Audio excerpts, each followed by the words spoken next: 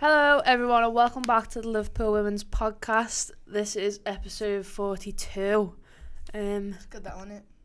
Yeah, well done. Thanks. I can count on my fingers. Kick off question please, Amy. Kick-off question this week is, so, if you had the whole world's attention, well actually, shout out to Hannah because this is her question because we're brain dead. If you could have the whole world's attention for 30 seconds, what would you say and why? Well, actually, just what would you say? I'd want to be like, oh, save the turtles, like climate change, showing all that. Right, but then, you're one of them, are you? no, but like I'm all for saving the turtles, do you know what I mean? Like, I feel like most people are nowadays, like, reduce your plastic, you know, and all that palaver. But then, like, I don't really have much to offer at the moment. Like, Brady's laughing because he probably thought of something different, but yeah. Just like, anything. What would you say? Like, if you're the Queen were watching, what would you be like? Well, I don't care for the Queen. For God's sakes. What happens if, I don't know, Zac Efron was watching? I don't care for Zac Efron. Who do you like? You don't like anything. I only like. For you. I don't like anyone. Yeah, that's very true. You literally hate everyone and everything. Yeah. Literally. Yeah. I'm genuinely being 100% serious here. I have never seen Lauren passionate about anything apart from football. What if football was watching you? 30 seconds, what would you say? For one, you really don't sound very enthusiastic. Do you think the whole world is watching you right now? It's a bit of pressure, isn't it? You know what? Swing it. I'd probably just like up the Reds, you know what I mean? Like just something about Liverpool, wouldn't it? Like, yeah. Like you're not going to change anything in football, so like you can't really say anything that's going to make a difference to football. It's just sort of what the audience is, and what can you say to them. Yeah. What would I do? I mean, I just could be like subscribe to the women's channel. You know what I mean? Like, well, yeah. We get a bare few subscribers from that, to be honest. I hope so. 7 billion people in the world. I'd probably get about 3. I'm one of them, and they'd probably be my mum, your mum, and then my brother or something. It wouldn't be anyone else. Why do they not already watch? I don't know if my mum knows how to use it. Oh, okay. Well, I've tried to be fair. I set my grandparents up with it the other day. Yeah. Tough. No, it wasn't actually. No, my grandma's actually dead good with technology. And my granddad's getting there, and they're going to be watching this. How old are they? 80 odds. She doesn't even know, guys. She doesn't even know. The 80 odd, like, I can't remember everyone's birthday either way. No, I don't know. I definitely, like, mentioned Bonnie in, like, 5 of the 30 seconds, but I love you, Bonnie, because like, I've got eternal love for that dog. Like, genuinely. I feel like I just, like, thank my family. I feel like I'm speaking like I've just won an award in front of the whole world. Which award? Way nice. No, it's hard that, like, when your sister first said that question, usually when we have a kick-off question, something like pops into my head immediately. It's always like a stupid kick-off question. This is actually quite, like, serious. Like, you could actually change the world in 30 seconds. Yeah. Like, you could throw a milkshake at Nigel Farage. That'd be a good time. Goals. Oh, his suit was an absolute tatters. Get that to the dry cleaners ASAP, Rocky, before it stains. But yeah, I'm not really too sure what I'd say. I feel like we've not really answered this question. Have you got any contributions, Bailey? What was the question? Oh, jeez. for God's sake. If you had 30 seconds in front of the whole world to say anything, what would you say? Just one thing. You could go down the route of, you know what's quite topical at the moment? Oh no, I think it's What? too controversial to say. I think I might Is leave it too controversial for YouTube? Yeah. Because I can't bother You getting like... can't mention Brexit on the Women's We can never talk about politics on here. No, because, yeah. Oh, God. Just thinking about that word makes me send shivers down my spine. You've had 5 minutes trying to talk about some football. Yeah. Cool. So, there was a little final of a competition that the weekend. Oh, just a small little matter. one. A Champions League final.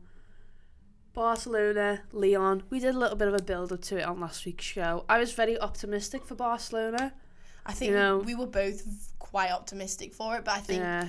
our optimism very much dropped after 16 minutes of the game. Yeah, because After they'd scored 3, 3. which, you know, people have come That back doesn't from. make sense. People Surely have it come must back. have been 4-0 by then. No, Because if Hergerberg had scored a hat-trick under 16 minutes, that other girl, Jennifer Marianne, or the one that's born in Budapest was actually German, she scored the first goal, so surely it should have been 4. it probably was 4. I think it was. So it was 4-0 Yeah. Hey. within the first 20 minutes. We have no idea what we're doing. Drop the mic. Anyways, Yeah. mic drop, but not. It was definitely 4-0. It was 5 minutes, 14, 19 and 30. Yeah, I thought so, because she definitely scored. 30. So it was 3-0 by 19 minutes, but Hergerberg scored her third goal on the 30th minute. Yeah, so Oh, it so was she didn't it was score only it. 3-0 in the first. Oh, but she'd actually 20 scored minutes, her but hat she's trick within 16 minutes, not Yeah. necessarily 16th Yes. minute. Yeah. Right. Right. But yeah, I think even Barcelona were a bit shell shocked at what they were witnessing. Yeah. Because you could just tell as soon as the third goal went and the players they just deflated. You could just see every single one of them just go. I think Barcelona, when you think about Barcelona, and this is just talking about their team in general, so men and women's side, you think of a proper European dominating both not just domestic leagues but also Champions Leagues. The men's criterion itself shows that, but you tend to forget that this Barcelona squad It's brand new. It's brand new, and you can't necessarily. I think for them, getting to the final in itself is a hell of an achievement, and you can see by the reactions of not just the players but the club's social media at the same time that fair enough, we may have just not got that one step far, not got the top podium. Yeah. But in the grand scheme of things, they're going to take so much confidence into the next season. And who knows, maybe next season they'll take that one step more and actually win it. It's so difficult to tell, but because you're with the stigma of Barcelona men being so dominating in the world of Champions League football, you kind of fall into that trap of, Barcelona women are on the same page as that, but unfortunately at this moment in time they're not. Yeah. So I fell into that trap. That's why we were so optimistic, because of the name Barcelona. You're thinking, oh my god, massively royal in Europe. Yeah. It's difficult. Yeah. Did it feel like the two best teams in the world playing each other, or like the best team in the world and then another team? It was another good side. Yeah. I think is what another side that on the day fell short of their best. I think that's a fair thing to say. Well, in my opinion, anyways. I think it proved to me, and I think it proved to the whole women's football community and industry, that Lyon are just miles ahead of anyone in calibre at the moment. Yeah. So looking at them then, in terms of what they are now and what they continue to be, how do you stop their dominance and especially Champions League football? I've pondered over this since that. To be honest, even before that final, they've won it. What is it? 4 times on the bounce now, and they've won it 6 times in total. Yeah. I think it comes down to the fact that they've not just started this transition this year. They've not started the transition last year. They've changed the path, and it's been going. It's been like a 4 or 5 year progress of getting the players that they deserve, getting the coaching staff that is necessary to win everything under the sun, which they appear to be doing at the moment. They've already set the foundations, and they're full on powering above that right now, and that is an amazing template and a showpiece of what other teams need to be looking at doing. Barcelona have started it. That's what I kind of mean by foundations. They've put them down now, and it's a progression. With it's kind of similar in men's football as well, in the fact that, for example, when Jurgen Klopp first came in, they weren't competing right at the top, were they? He needed the time, and the actual club needed the time to be able to get the players that are necessary in order to then build on top of that, get it right, and Lyon have smashed out the park. But I think teams are getting onto that bandwagon of now it's a process, not just you're going to win a season, you're going to not win the season like the next time. They've shown now that there's so much dominance and there's so much preparation and thought that goes into actually building a side that their template is the one that I think so many teams are going to start following now. Yeah, and it shows just how attractive they are as a club, that like, and there's showing no signs of slowing down and wanting to build on that, because they've just signed Nikita Parris on a free transfer. That absolutely boggles my mind. Well, we'll talk about that later on, but that is absolutely bizarre. But the thing with Lyon, obviously, I've been doing a bit of research over the teams obviously going to the World Cup, because it's 16 or 17 days away, which absolutely blows my mind. Like, these next few weeks are going to be absolutely hectic. Yeah. But I'm doing a bit of research, and the thing with Lyon is they have so many different players across so many different countries, and 9 times out of 10 they're their best in their country. Like, could you say Lucy Bronze is probably the best England player at the moment? I probably could, yeah. Høgeberg, the best Norwegian player? Yeah, I probably could say that. But she's not going to the World Cup, is she? I know, but in terms of ability, but what I'm saying is, but she's not going, is she? Like, that's like a big missed opportunity for like both her personally and for Norway. There's a reason behind that, though. Yeah. Like, did you see that? I've retweeted that BBC video of like Rise to the Occasion thing. Now, I don't know whether it was a massive mess up or they've done it on purpose, that Høgeberg was the first shirt they seen talking about the World Cup. I don't know whether they've done that. Yeah, she's in it, isn't she? Because I don't know whether that's a mess up in the fact that they don't know that she's not going, or the fact that they've done it on purpose because she's probably the best women's footballer in the world at the moment. They've definitely boggled me. I was like, I don't understand. They've definitely done it on purpose just to get more clicks. Like, that's the first thing you see, so you instantly think about her and Lyon. Like, maybe it's like a showcase of the talent. talent, It's basically just like showing that she's there, or maybe it's showing like a missed opportunity type thing as well. Like, you don't know, like a hidden message. It was a bit of it was like a double take. I was there like, is Høgeberg just like on the start? Maybe it's like a flash of what could have been. Potentially. Yeah. But one of the questions I've got down written on here, which I just kind of thought about, is Lucy Bronze the best right back in the world, in your opinion? In the world? Because the way that she handled potentially another best player in the world at the moment, Lika Martens, was absolutely ridiculous.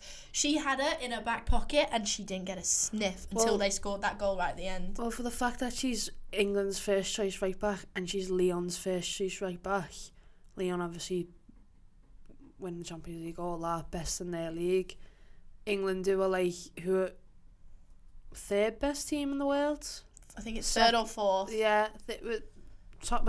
I think top 5. Yeah, so like the fact that she beat everyone else to that position, I don't think anyone else could say she's not. Do you know what I mean? You can't sit here and say, she won a load of awards like top footballer BBC last year and stuff like that, didn't she? Yeah. I think she's in the prime of her career, given her age and how long she's been around and experience the team she's played for. She's in the prime of her career right now. Like they say, football is like 26 to like 30 is your prime career, isn't it? England are the third best team. Third, yeah. There you go. The thing with her, she's not content with winning it once. She's got to win it every single time. That's the best mentality to have. Yeah, so she's won 2 on the bounce. She'll be going for a third next season. And especially because she'll want a third next season, and Lyon will want 5 on the bounce. Yeah. Imagine winning 5 Champions Leagues on the bounce. It is ridiculous.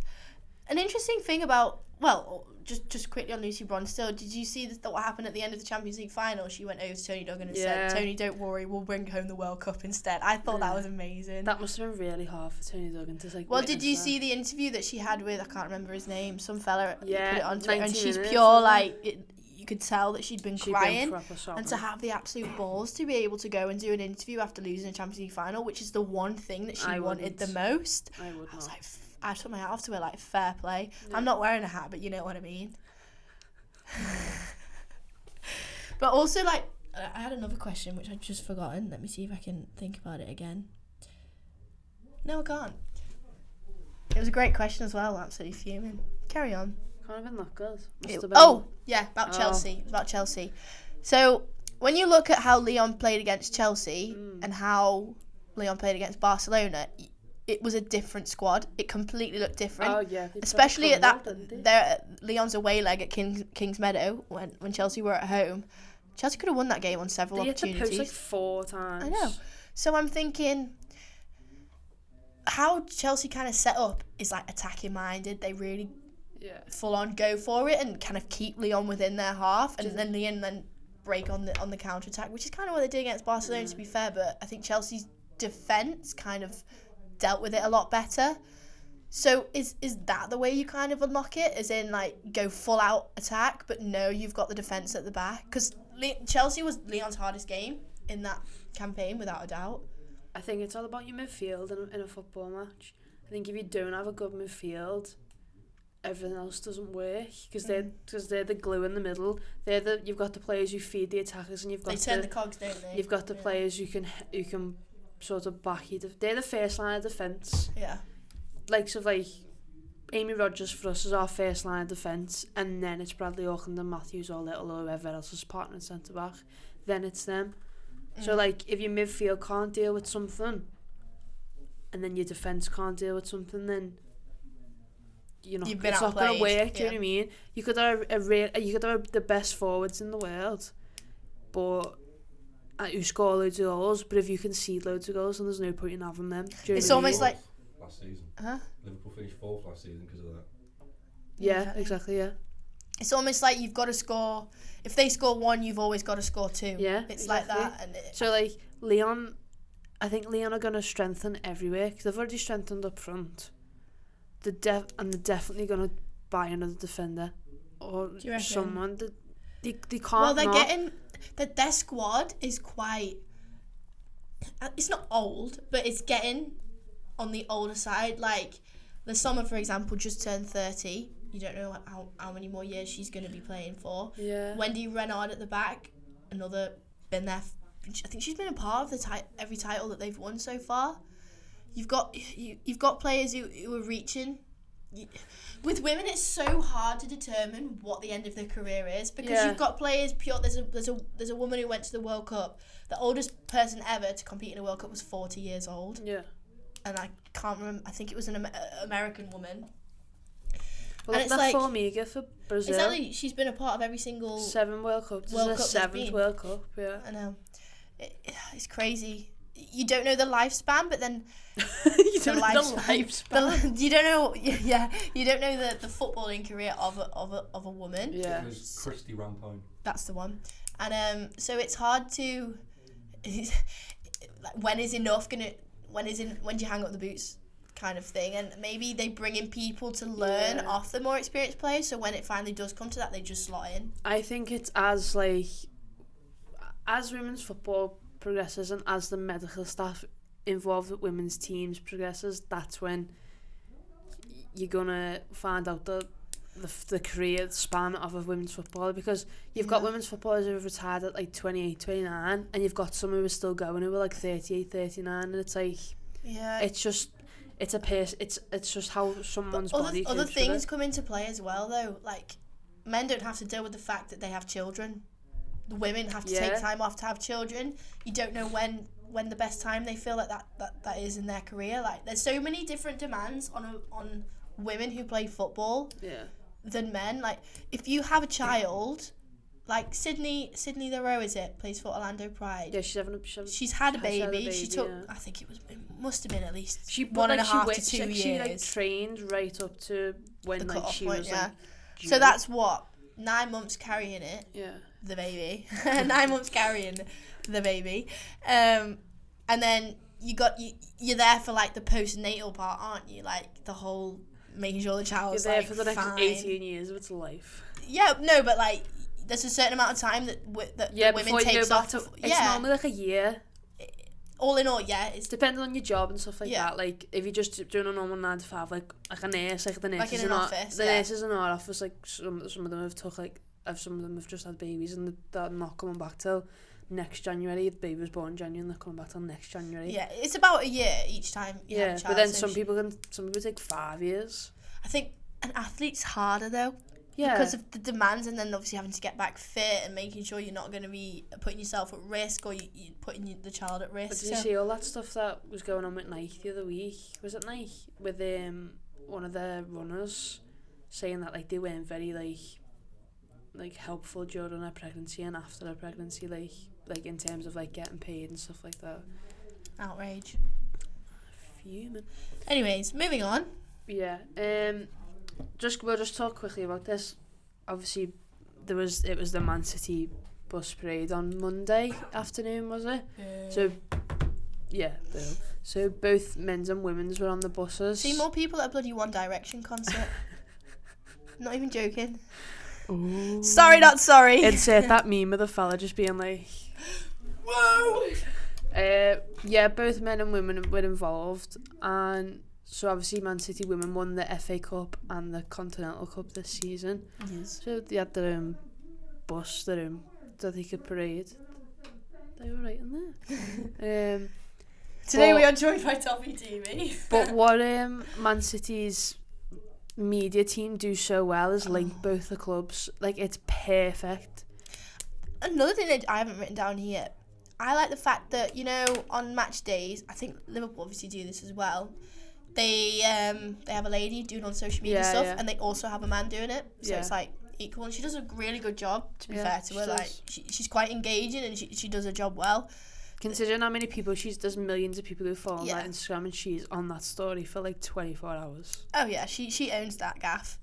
The thing that I liked the most about it was the stuff going on social media. Like Ellie Roebuck Pure had a picture with every single Man City men player. Yeah. Did you see it's like they're fans. Did you see the thing of when they all lifted the trophies together and Emsley lifted the Premier League trophy? Yeah. I was like, oh, that's a nice touch. Like, they're just like including like each other in the things. It's the one team principle. Yeah.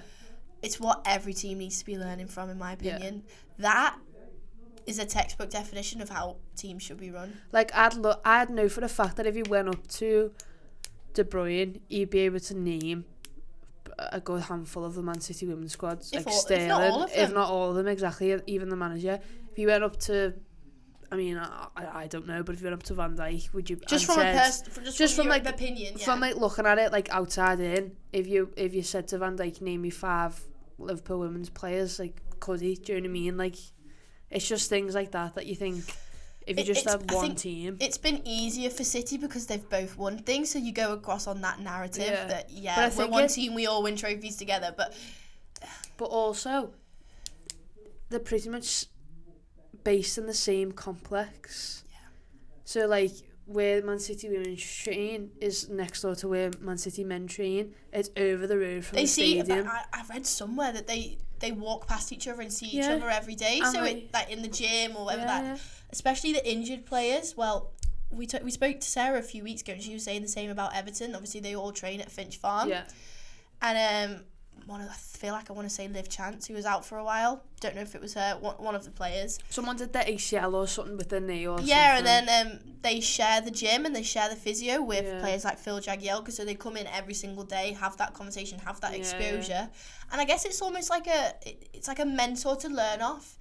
The men are under so much pressure when it comes to football, and the women's game is going in that direction, and to have that connection between the players you already know and the players who are learning, i.e. men and the women, I think it bodes so well, and I think it just works, and I'm so pleased with how Man City have handled the whole social media. Don't like the fact they've won everything, 'cause it pees me off.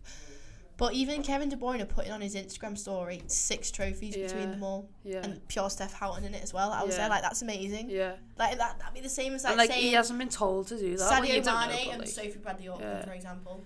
And it's like there's the whole thing going on, isn't there, about like because the Liverpool men's team are moving, training, all that palaver. It's just Melwood stuff. Yeah, but if you not even Melwood, if you had the men's under 18s, under 23s. All located in the same zip code.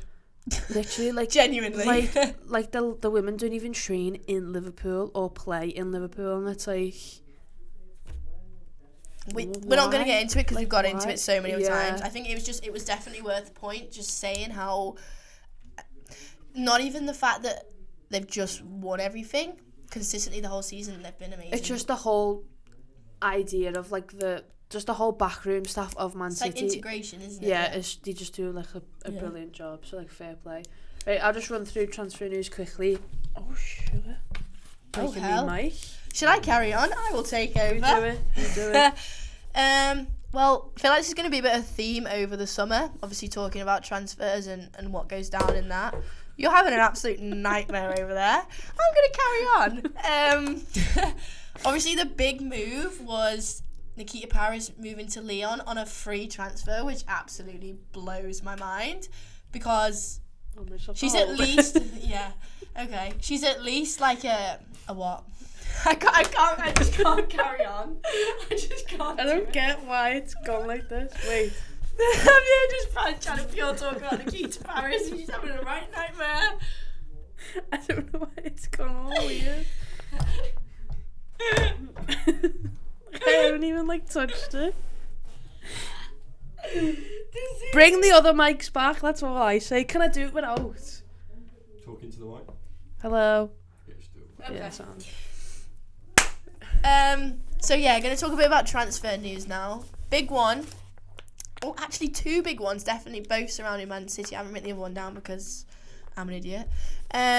Nikita Parris has left Man City, which we knew about. And obviously, Ellen White. And signed for Lyon. He just ruined the surprise. And obviously, we said earlier, on a free transfer. That genuinely blows my mind.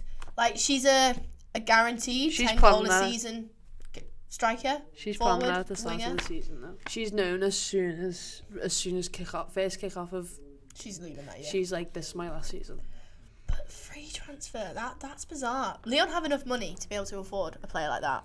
It's weird, isn't it, the way transfers work? Maybe her It's contract weird, just but ran out. It genuinely did. Genuinely did. Anyway, the other big one. She would have got a nice signing bonus though. Oh, 100%. Big kind of signing. There's actually another one about City as well. Anyway, I'm getting off topic. Ellen White signed from Birmingham to Manchester City. She wants to win trophies, doesn't she? Yeah, she said that. Bit of a dig at Birmingham, actually. Came out and said, I want to be around players who have the same winning mentality as me. Was it about that? I think it was around those lines. Something like that. And I'm thinking... She did get a little bit of backlash from a few fans. I mean, you've definitely got Lucy Staniford, who's going to the World Cup, who wants to win. And you've got Chloe Arthur also going to the World Cup. You've got game winners around you that obviously want to do well. But Birmingham have seemed to gone through this trend... have seemed to gone through this trend of only getting 4th or 5th.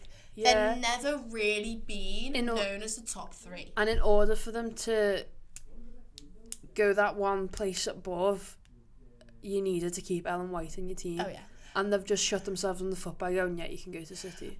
I think City have panicked. Oh, it's panic buy. Panicked because Nikita Parris has said... Panic buy, yeah. I want to leave. She's best It's a brilliant mate. signing for them. And she's brilliant. best mates with Steph Houghton as well, Yeah. isn't she? So it's a little weird in the ear as well. There's absolutely nothing wrong with Ellen White signing for Manchester City. I think I'd she fits have her perfectly. live in our team, 100%. She's got players behind her. So she's Caroline Weir, who's going to ping balls to her 24/7, and she will score a lot of goals next season. I'm going to call it here. Just another England international to add to the books. True that. Well, to be fair, they've lost 2, so yeah. But it's definitely a... Oh my god, we need to sign a striker, otherwise we're going to be failing. Yeah. It's definitely one of them, and they've gone, you score a lot of goals, come here. Yeah. That's that sort of thing, and that's all there really is to say on that one. Yeah. Abby McManus was a departured person from City. She's Manchester born, isn't she? She's defo, She's 100%. I mean, it's not official. I could be defo wrong. going to sign for United. I could be wrong when saying this, but I think she does support United. Okay. I read it on Twitter, and obviously you'll get slated if you're wrong. So. Everything on Twitter's true, isn't it? Everyone just knows it. So. Oh yeah, shout out to someone who left a comment on our pod last week who said, because we were having a debate on whether if you stay in a country for so long you can start playing for them. I was wrong. Lauren was wrong. Hergerberg will not be playing for France ever. Just to clarify. But yeah, United. Yeah. Realistic sound. They've just signed someone, haven't they, United? From Frankfurt. Oh, they're going international, are they? Can't remember the name. She's a Dutch international. Oh hell. Yeah, she went the Euros and won. Great. Cool. Next, I'm just gonna rattle through these because Bristol let 5 players go. I'll just run through But them. signed 2 new players today. Nah, just contract extensions they were. Oh. There we go. Bam.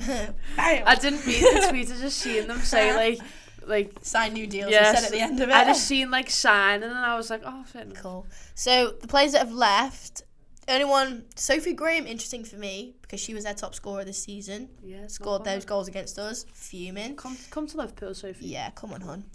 Alicia Johnson got injured quite early on. She went from us to Yeah. Bristol.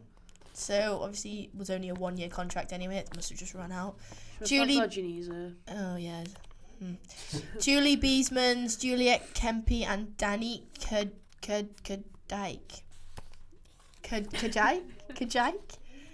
Oh, I haven't got it written down on a piece of paper. Bloodworth left Arsenal to go to Wolfsburg. Gone to What do you Wolfsburg reckon? though, so like German champions. German that's what it is. champions, Champions League final last year. Semi-final this year. Yeah. Interesting that Arsenal will be in the Champions League this year, though. Yeah. Interesting. Worm and Bruno Noah. She might be German though. Is she German? She's Dutch. Oh, it's close. Okay. Worm and Bruenberg both left Everton. I was interested about Siri Worm actually because she's played quite a lot for Everton this season. I think Everton are going to go through a tough summer. They are going to completely get rid of Load. Hopefully get Modes in. Yeah. There's going to be a lot of changes there. I hope we don't have a lot of changes because I just can't keep up with that. I can't deal with another summer of losing loads of players and not signing loads of players. I've got a feeling that we're not gonna. And then finally, this broke out a couple of days before Champions League final, and this could be just one of those that stirs the pot before the final. It was the day before, wasn't it? Yeah. It was Friday. So Lika Martins to Lyon. No. She's got a 3 million release clause. And for the women's game, for example, for those who don't know much, that's unheard of. So I think that's probably a no. But when I went to Barcelona the other week, she is the face of Barcelona women. Is she? She was in the club shop, she was the posters to sell the stuff. And I was like, there's no chance that they would let her go, never. And I don't think she would leave, to be honest. She's only been there. It's a process now, isn't it? She's been there 2 seasons, is it? Yeah, something like that. And a Champions League final this season, she's gonna want to win that Champions League final next year. Do you know what I mean? And arguably, Lyon is probably the best team, but then you don't get a step up of Lyon. Do you know what I mean? So that she's still only young. She's only 24, 25, I think. I genuinely, not trying to dwell on it too much, but I genuinely think Barcelona are literally just going on the high now. I think there's no reason, if you're a Barcelona fan, to be worried. Yeah, I don't think definitely that at all. I think she's perfectly going to stay where she is. Yeah. We'll just go to the last segment part. Yeah. Bit of general news for you. I'm going to skip out the first one and talk about the second one first because I think this is most interesting, although it has been resolved now. Yeah. So FIFA, good old FIFA, had a bit of a problem. A bit of a nightmare, I'm going to call it a minor catastrophe, if there's such a thing. So do you want me to explain it or do you want to explain it? Basically. Yeah, okay, that's you wanting to explain it. Cool. Basically, when you purchased tickets through the FIFA website for the World Cup games coming up, the group stage and stuff like that, because obviously you don't know the semi-finals are, blah, blah, blah. When people have received the tickets or whatever, even though they bought them together, they're sitting in different seats. So say for example, me and Amy bought tickets in the same block row. Say we just bought 2 tickets, just through this same transaction, but then we both received our tickets, and Amy was sitting 6 rows that way. You could have potentially been sat in the opposite side of the stadium. Yeah. Someone's had a major absolute F up here. We're a PG podcast, just to clarify. It's someone's fault, and I want to know. The thing that absolutely it was bizarre. So it was a thread of 2 tweets, and the second tweet was so if the children are under a certain age, I think it was under 16 or something like that, we could, being the prime word here, we could rearrange something so they will be sat with their parents. Oh my god, imagine you turn up to the game. Imagine saying like a You've brought 7-year-old. you've brought even younger than you've brought your 6-year-old kid. Yeah. Your kid sat in Blow Ruddy Z over there. And you're in road W over here. No, you're in bloody B over here. Like, who are you messing? The kid could be bloody crying in the corner and the parent wouldn't even know. You went very Yorkshire then. I know, up the Yorkshire. But I just think it's bizarre. How can it's supposedly one of the biggest stages of women's football in its history. Yet here we are. But it's also they haven't even resolved the issue. Apparently now this came out the day after because massive uproar in the women's football community. I'm telling you, it was absolutely popping off. So apparently they put a tweet out saying, "Oh, our thing yesterday only applied to 1% of people." Why not say that in the first place then? Say, oh, people are assured to be sat next to each other. It's like someone hacked and said, I'm going to make this a catastrophe. And then they've gone, oh, I've had enough fun now. Another person's come in, oh, we've been hacked. Oh, let's change that. Oh, we're fine now. But then it made me laugh because the FA tweeted like the day out, like it might have been yesterday or the day before, saying like something about World Cup. Like all the Lionesses group stage matches are all tickets are all sold out now, which is amazing. But they tweeted saying, PS, like that, and then PS, if you purchase tickets through the FA website, you will capital letters, in capital letters, be sitting next to each other like a little slide dig. I mean, fair play sorting out so quickly, but it shouldn't have been an issue in the first place. Yeah. And then, we just spoke about the group stage, we've got written down, it all sold out, amazing. And then also, Arsenal have signed a new deal with MasterCard for the next So is season. this it's not a shirt. I don't know. I think it's just a general sponsor. Yeah, it's not going to be like on the shirt. No, it's Visit Rwanda, isn't it, on there? Yeah, and then they've got.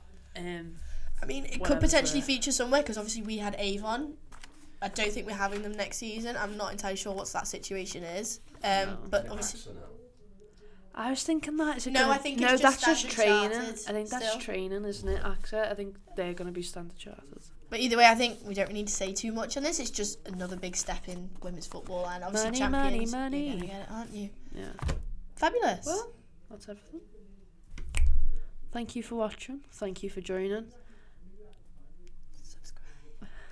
Subscribe. Like the video. Comment down below if you've got a question or any thoughts, feelings. If you hate us, just let us know. You wouldn't be the first. Bailey hates us. Yeah. Profusely. Why aren't you shouting directly into your microphone? Hello there. You know what? It's nice to annoy people sometimes, isn't it? It's not only Tom, so that's a bit of a change. You know what I mean? A bit of a change. But yeah, subscribe. Last time I checked, you were on 177. So road to 200. So we'd like to get 200 soon. So should we say 200 before the World Cup? In 17 days. Yeah. Sure. Yeah. Oh yeah, also worth mentioning, if you are wanting to get in the mood for the World Cup, we are doing a countdown over on all our social media platforms. And we are about to film some World Cup stuff, which we got bare questions. I was like, I know, we got a few questions. And they're actually quite juicy, so I definitely think you should watch out for definitely that. don't have any of my answers planned, yeah. Oh, no, neither. We like to kind of go off the cuff here. As already. you can tell, we just wing everyone, so. Yeah. But yeah. But yeah, thank you for watching, thank you for listening, and we'll see you all next week with another podcast.